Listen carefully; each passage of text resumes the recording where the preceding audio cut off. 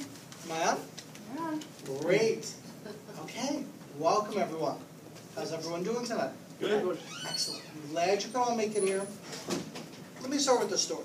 So, we have some newer patients. We have some veteran patients, as we say here. So I've done a couple of what we call mission trips. So really what they are is they're not religious-based. They're what we call chiropractic camps. They're like Doctors Without Borders trips. And I've gone to India a couple times. And one of the stories I always remember and I always share, and you may not have heard this story, Diane, but we're in this huge tent, and we've got translators and people and patients, and it's a lot of fun, and it's a lot of energy. And we're seeing just hundreds of people every day. And I'll never forget, this little girl came in. She was probably about 10 or 11 with her father. I remember she had a little, red dress on. And she was basically hobbling on one leg. And she had injured one of her ankles. And a lot of times what would happen is you would get information on what they called their case paper. And the case paper was a very brief intake of what was happening, and you'd get things like fell off the bus, hurt ankle. It would just be, we were doing the best we can with a large number of people, and there was an eye clinic, and there was a dental clinic, and so we set up our chiropractic clinic, in essence, for a few weeks.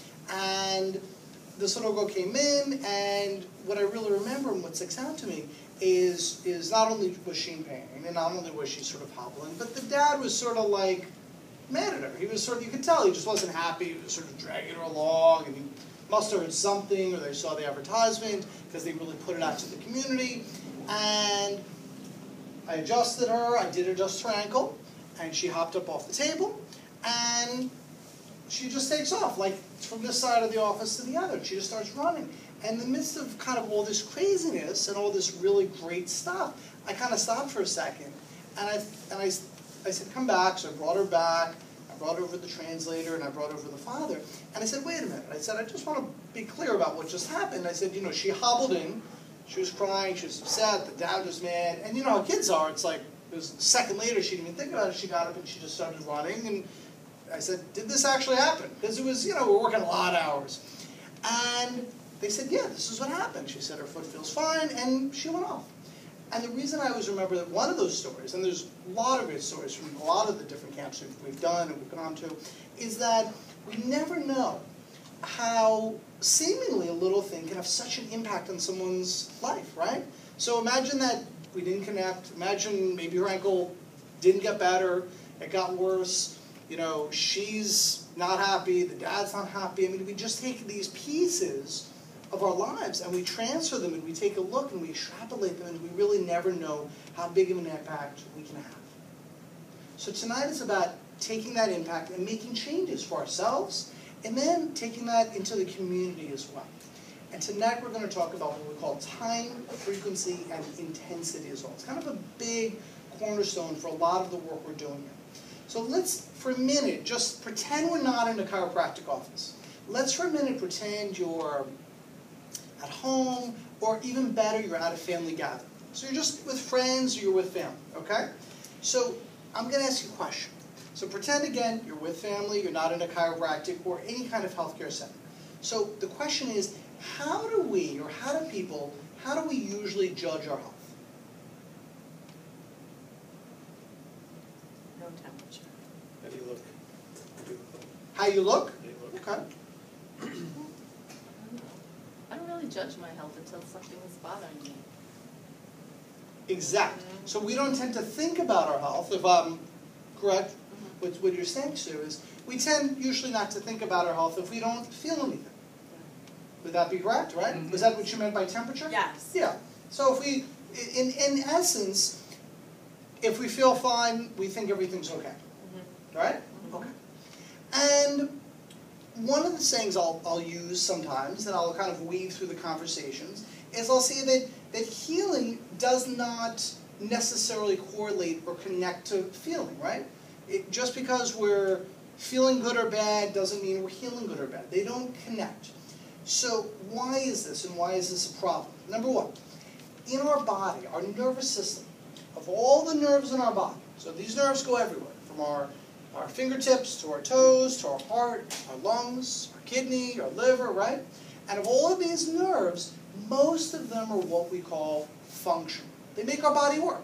Heart beating, lungs breathing, we're making hormones. Just the act of just standing upright is a tremendous task and undertaking actually for a huge portion of our brain. Balance and posture is a big deal. So out of all of these nerves, only a small percentage actually feel pain. Shockingly, only 10%. So of all the nerves in our body, what was that? That's good. That's good. It's only 10% feel pain. Now, you'd probably think it would be a lot higher than that, right?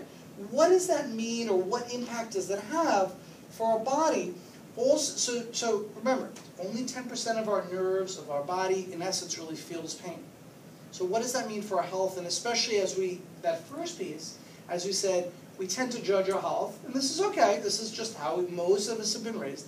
We tend to judge our health sort of based on how we feel. So what does it mean when I put those two things together? Only a small percentage of our body actually feels pain, and we tend to judge our health simply based, most of us, on how we're feeling. What does that kind of mean to you when I put those two things together? You have a lot wrong and you don't know it. Like what? Like what? Sometimes, John's absolutely right. What are some things that could be now, of course, I want everyone to be feeling great. But what are some of the things we could have going on that we wouldn't necessarily feel? Cholesterol buildup in your arteries. Great. Heart issues. Those heart issues, silent killer, Yeah. they say. What are some other silent killers? Stroke, Mm-hmm. blood pressure.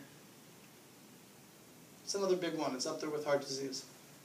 Cancer. Yeah, cancer. Cancer. Heart disease, cancer, diabetes. So I want to start to kind of frame the health conversation a little differently. Most of our lives, most of us have been kind of brought up in essence to think, if we feel good, everything's fine. And again, while I want you feeling good, more importantly, I want your body, more than feeling well, we want to ensure that it is healing well. And it's not just a little bit of a funny play in words. This is a big deal. This is something very important.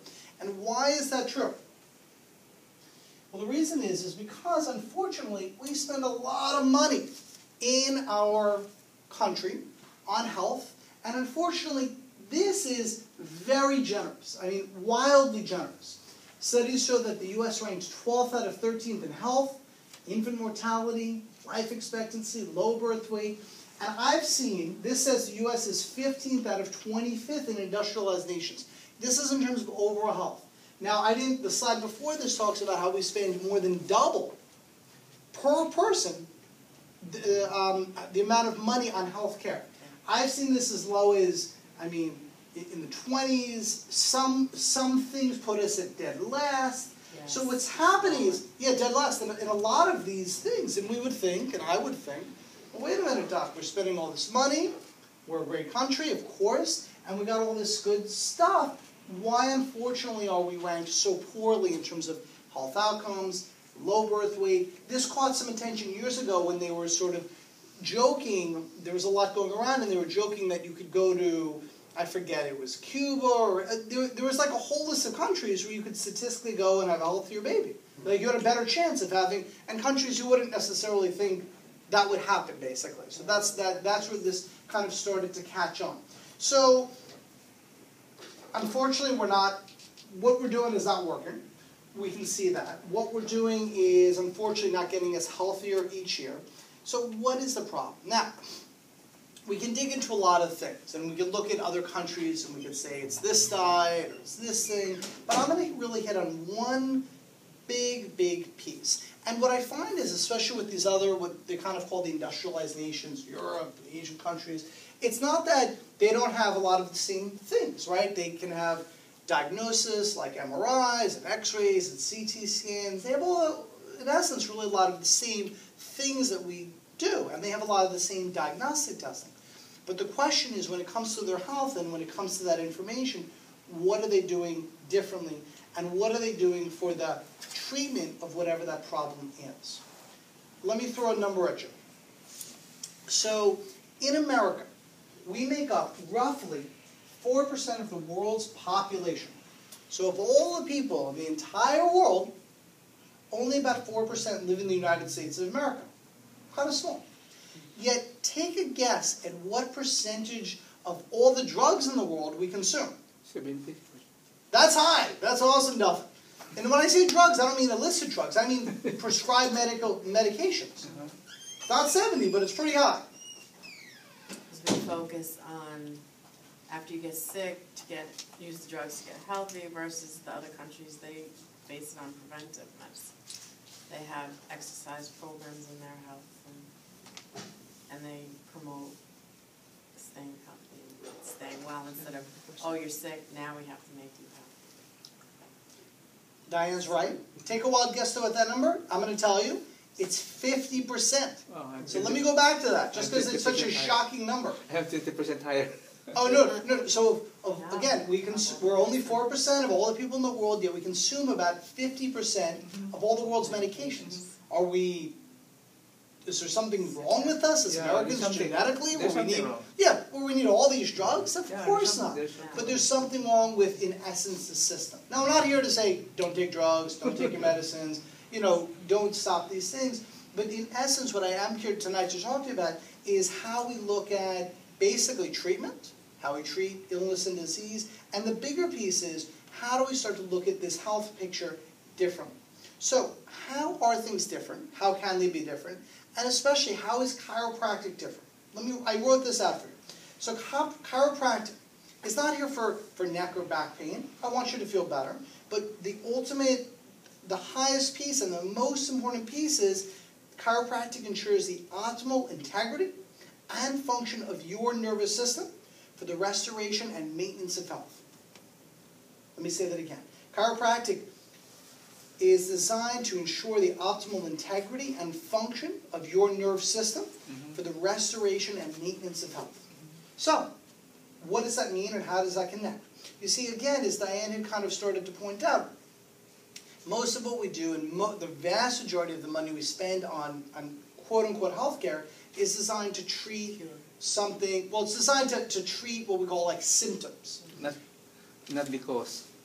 Awesome, Duffin. Not the cause. How do we start to get to the cause? You see, the symptom is never the problem, right? Let's talk about dimension, arteries or heart disease or things like that. So, what's a very classic one? Classic one is high blood pressure. You go and you have high blood pressure. Okay, that's in most of what we see today, and most of what we're used to is that's the problem. High blood pressure is the problem.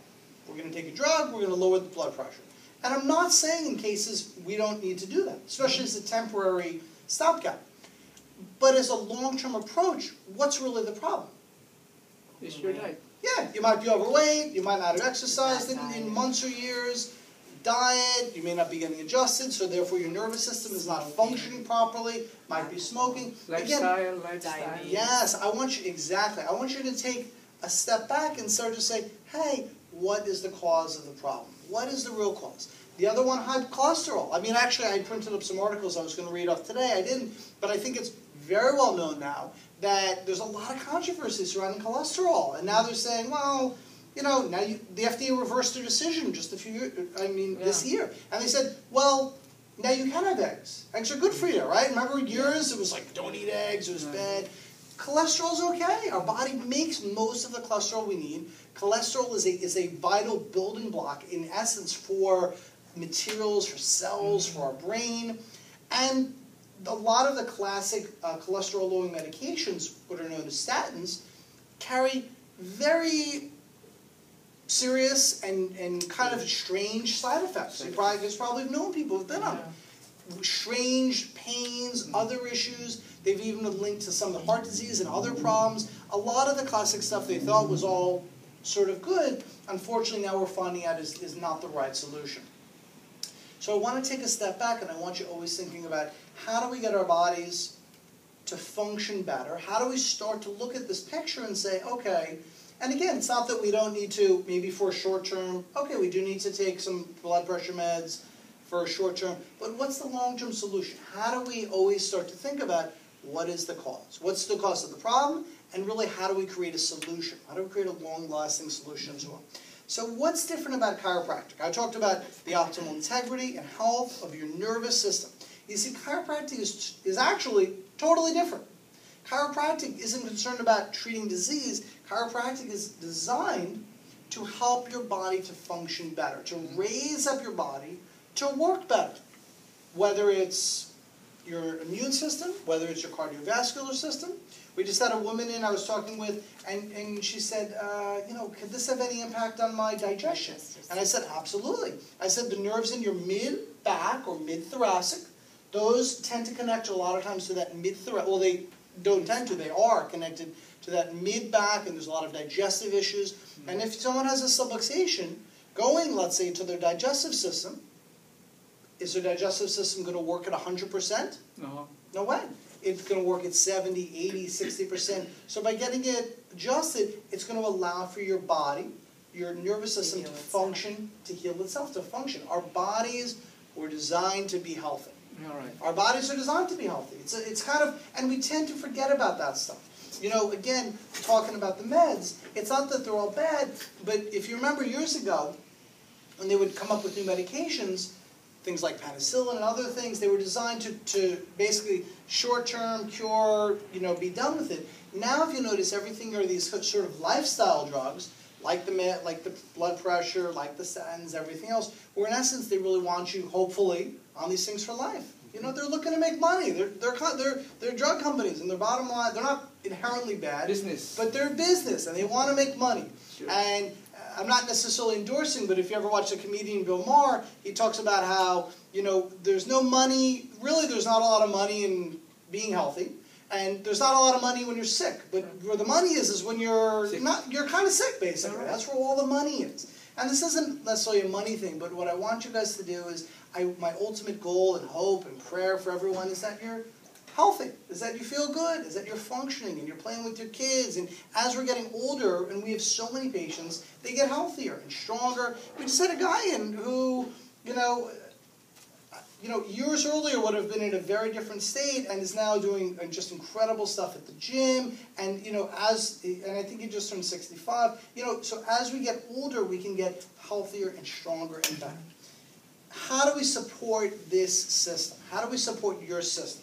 This is where the time, frequency, and intensity do finally come into play. Time.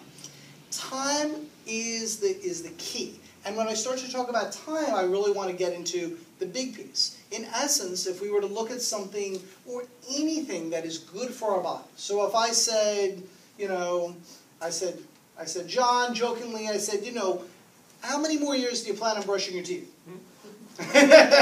Every day. Every day, right? Didn't you get them cleaned yesterday? Well, what are you going to do tonight before bed? Yeah. And first thing in the morning, and maybe even at lunch. So certain things, so time is one of these things that I don't want us to be scared of, and I don't want to shy away from, but I definitely want to be clear with you, is that taking care of your body is something that you will need to absolutely do for the rest of your life. It's not like routine maintenance. Yeah, it's for your car. You just exactly. have to keep putting gas or get an oil change. Yeah, you could skip oil changes and you could skip the tune-ups, but it's going to come to bite you in the you-know-where at some point. And it's going to be more expensive and more extensive and more dangerous. And to make even the analogies of the car to the body is kind of a stretch. But in essence, we don't want your body breaking down. We want to keep, and as Diane said, keep your body functioning. So whether it's chiropractic or stretching or watching what we eat, or exercising, or any things that or getting enough sleep at night, any of these things, or rest, or going on vacation, so we get some downtime, these are all things that I always want you to put in the back of your mind that will need to be done. If you want to be healthy, if you want to be at your best, hey, it should be done for the rest of our life. So don't worry about the time frame, but just think, okay, like I'm in. It's a journey. It's part of the process. We may not be at the level or the intensity we're at now. We may be able to do less over time, but there's always going to be some level of engagement in these pieces as well. Frequency. Frequency is another big deal. So again, we can take any of these things, but frequency in terms of diet or exercise or your chiropractic care, but frequency comes down to, in essence, one major thing, and that major thing is what we call habits, or changing habits. Habits are a big deal, and we all have these habits when it comes to our lives, when it comes to our health. I mean, we could spend a weekend talking about habits and how it influences diet and nutrition, and it's a big, it's a big deal, and it's a big deal to change those things. But the frequency or the repetition is key. So if we go to the gym once a month, we're not going to really be happy with the results. Or drinking milk once a week. Yeah, or doing something good for you. So you want to do things that are good for you. You want to think, okay, I'm doing them, whether it's my daily stretches or other things. I want you to start to just plant in your brain that even if it's a few minutes, it is something we're going to need to do for the rest of our lives. And the frequency is key. Now, a lot of times when we're doing something new, we're going to have more frequency, like getting adjusted. We're getting adjusted more often, usually initially, because we need to break that pattern, whether it's spinal alignment, whether it's the way we sit. There are absolutely things that need to be overcome. But the frequency is, again, a key to anything, so whether it's learning to play the piano or getting flexible and doing stretches as well. So the frequency is the key in the way we create and change those habits and patterns. And then there's the last piece, and what we call intensity. Intensity is this other really big piece. And what I find is, you know, let me ask this question. Who would love a couple extra hours in the day? Everyone, I think. Yeah, right? We could do more stuff. Well, the reality, thanks here, if we all had 2 more hours, you know, we'd fill them up almost immediately, and then we'd ask for 2 more hours. What I find is it's not necessarily about time, but this intensity is the key. Let me explain.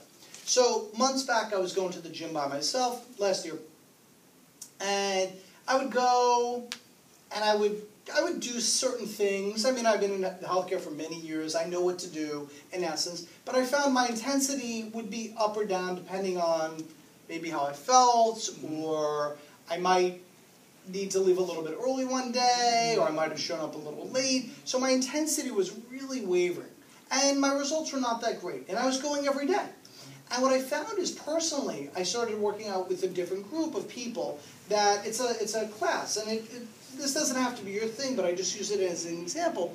But what I found is, in less days, so instead of going 6 or 7 days, I can do 4 days, but I'm getting more intense, I'm doing more work, I'm having other people to help hold me accountable. So I got to be there at a certain time, and I got to stay the full hour, and I find I'm actually getting better results in less time, not more time. I'm actually spending probably third, let's say, less time at the gym, and I'm getting better results. So in essence, we always need someone to help hold us accountable. I'm here to help hold you accountable, not just to making sure you get adjusted, but to also following up and making sure, are you doing your stretches, are you doing other things, and also accountable to the learning process. Are we starting to understand and think about how we can upgrade? And what I want you to start to take away from tonight is, how do we upgrade what we're doing in terms of either our time, our frequency, or our intensity? So how can we upgrade maybe one piece of, let's say, frequency? Okay. Are we doing our stretches every single day? That's a frequency issue. Some of you are. A lot of you are, in fact, in this room. So are we stretching every day? I find a lot of patients, they tell me they're stretching once or twice a week. And that's okay. It's better than nothing. But it's still not the frequency we need to have the optimal and best results. Especially something like stretching. It doesn't cost us a dime. It's very easy. How could we upgrade some of our intensity? Well, maybe if we're just starting with some stretching, we're not going to upgrade the intensity that much. But maybe you'll make, what was that, Delvin? Increase your time. Yeah, you can increase the time. Yeah. That would increase intensity, that's correct. Or maybe if you haven't made Carrie's exercise class yet, which is back power, that's where we're actually getting into some strengthening exercises. Then eventually we might get into some other pieces to increase the intensity as well of what we're doing. Additional. What's that? Additional stuff. And then we can do additional stuff as well. So that's on the physical side. The intensity also comes down to learning and doing different things. So tonight, the takeaway is, hey, what am I doing differently? How am I learning things differently? How am I hopefully starting to look at this piece and this overall piece of our health and start to ask the question that I kind of started with earlier is, I want you to ask that question of why? Right? Why am I having this problem? Why, or even, why do I feel good? Oh, I'm feeling good because I'm doing all these great things. I can't tell you how many patients do great, stay on track, doc, I'm feeling really good, and then they stop doing those things. So what happens is they stop doing the things that in essence sort of built them up to this level. It's like, I don't even know, I could make tons of analogies, but it just makes no sense, unfortunately. Now, I understand it. And that goes back to the first question. What was the first question? How do we usually judge our health? If there's problems. Yeah, we say, if it ain't broken, don't fix it. Well, that doesn't work, man. I mean, that's, heart disease and cancer are the number one, I forget which one's first, but they're the number 1 and 2 killers in the country. 40% of the time, the first symptom of heart disease is a heart attack. That's not a very good symptom. That means the first time someone feels it, there's a high likelihood it's going to kill them. So while we have certain sayings like that, and they're through our kind of lexicon, I don't want you to judge your health. That's kind of the big takeaway, simply based on how you feel. I want you feeling good, but more importantly, I want our body functioning better. How do we look at functional changes? Flexibility, range of motion, structural films, when we finally redo some of our x-rays and other checks as well, thanks Gary, and we start to look at these different pieces and these different kind of examples as well. So let me start to bring this together. So one of our patients, her name is Trish, I wanted to touch base about just for a second as I start to give you some more kind of, hopefully, things to take away. So Trish has been a patient for many, many years, and Trish is a nurse. And she's been a nurse also for many years in pediatrics and other things. And nurses, whenever I meet them, I know classically, like, they've done a lot of physical type work. And Trish was having, when we met years ago, she was having a lot of hip and low back issues. And being a nurse, being in a hospital at a very high level for many years, head of pediatrics at the time. And so she went to different doctors, and she went to the best orthopedist, in the hospital, and she said, what do you think I should do with this, in essence? And because they were sort of friends, I'm sort of relaying the story, but to paraphrase a little, what she relayed to me is he had said to her, he said, well, before we sort of jump in with surgery or something like that, you should try some other approaches. And the reason is because what he said is, he said, once you kind of go down this path, and this is what we say as chiropractors all the time, once you sort of go down the path, and it's not that we never, the path is there, it's not that we never go down the surgery path, but he said, in essence, once you kind of go down this path, you have to sort of stay on this track. In essence, it's very hard, if not really impossible, to get off. Once we've made surgical changes, then we have a higher likelihood of other injuries or other surgeries or other things like that. So what he recommended to her was, try something else first. I don't remember at the time if he said chiropractic, he probably didn't, but in essence he said, try some other things first. We connected many years ago, and it took time, and Trisha's been under care for many years now. And it took time, working with her, adjusting her, getting her to stretch. It took years, and finally years later, after kind of gentle nodding and prodding and encouragement, she started to exercise on a very regular basis. Then a few years later, then she made some major changes to her diet, and she lost a ton of weight, and it is a process. But that path could have easily been changed. And we all know people that easily could have very, very easily taken that other approach. And it's not that surgery is bad, although I can tell you there's a recent article that came out talking about how lumbar surgeries are just not standing up to the test of time and not showing their effectiveness in essence compared to other treatments like chiropractic and things like that. And I can tell you how many people we've had in essence really failed lumbar surgeries, where now they start talking about more surgeries. So if we can approach that invasive stuff, it's always better. It's always better to kind of keep your body going, basically, is the best way to go. So in Trisha's case, we were able to make a change. It didn't happen overnight. It took, and she was still working, of course. So it didn't happen overnight. It took years of getting her body into alignment, getting her body to function better, to heal better. Then she added these other pieces in years later, and now she's doing better than ever. And now we see her in kind of a more maintenance kind of basis as well. So here's what, so for you guys tonight, what I want you to think about is, this is important stuff. This is stuff that everyone needs to hear. I love it that you guys are here tonight, and you took time out of your day. But in essence, who else needs to hear this? Who needs to learn some of this stuff? Who needs to get some information? Hey, Carrie, I'm sorry. Do you have the little cards, the little ones you cut up? I don't remember where I put them. I might have put them on my T-bar. So what I'm going to do is I'm going to give everybody a little piece of paper. And one of the pieces that we're really excited about is getting out into the community and helping to teach more people about this kind of stuff and to reach out. Because really, thank you, Karen. Because thank you. Most people, in fact, I'm going to even go out on a limb, no one is having this conversation. No one's encouraging people to do things different, to take care of their bodies. So what I want you to put down is the name of a group, a community organization, your church, your temple, somewhere you know. If you know somebody there, great. If you don't, it's okay, still put it down. And what I want to do is I want to help to connect this kind of information to more people in the community. So put something down. Some of your groups I know that you're very involved in the community. It's a way that we give, and I section off a certain amount of time every month to help to connect with community groups. And this is something we do free of charge, and I'm putting it out there to you guys tonight. I hope you learned some information, and then I also want you to think about, hey, who could we help bring this message to? What group do you want to say that you didn't? So in other words, you'd come to this group? I could come to groups. So if you Go to belong the to... ambulance corps yet? No, I haven't. A men's group, a women's group. As long as there's 10 people or more, typically,